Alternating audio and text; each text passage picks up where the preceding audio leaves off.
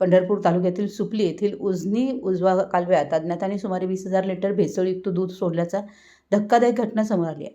कालव्यात मोठ्या प्रमाणावर दूध साचल्यानं परिसरात तीव्र दुर्गंधी पसरली असून नागरिकांना त्रास सहन करावा लागतोय. लहान मुलांच्या आरोग्यावरही याचा परिणाम झाल्याची तक्रार ग्रामस्थांनी केली आहे. अन्न व औषध प्रशासनाच्या कारवाईच्या धास्तीनं भेसळयुक्त दूध कालव्यात सोडून दिल्याचा प्राथमिक अंदाज व्यक्त केला जातोय. अन्न व औषध प्रशासनाने या घटनेची गंभीर दखल घेतली असून घटनास्थळाची पाहणी करून तपास सुरू करण्याचे संकेत दिलेत.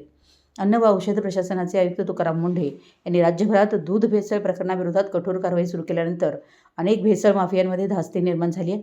पंढरपूर तालुक्यातही दूध भेसळीचे प्रकार सुरू असल्याची चर्चा या घटनेनंतर पुन्हा ऐरणीवर आली आहे. रात्रीच्या वेळी अज्ञातांनी कालव्यात दूध सोडल्याचं उघडकीस आलं. साचलेल्या दुधामुळे परिसरात उग्र वास पसरला असून महिला, लहान मुलं आणि नागरिकांना त्याचा त्रास होतोय. संबंधितांवर कठोर कारवाई करावी अशी मागणी ग्रामस्थ गणेश माळी यांनी केली आहे. अन्न व औषध प्रशासन सोलापूर सहाय्यक आयुक्त बाळासाहेब देसाई म्हणाले की सुपली येथील कालव्यात भेसळयुक्त दूध सोडल्याची माहिती मिळाली. घटनास्थळी जाऊन पंचनामा करण्याच्या सूचना संबंधित अधिकाऱ्यांना देण्यात आल्या आहेत. या प्रकरणी सखोल तपास करून आवश्यक ती कारवाई केली जाईल असं सांगितलं. पंढरपूर प्रतिनिधी मराठी एस न्यूज.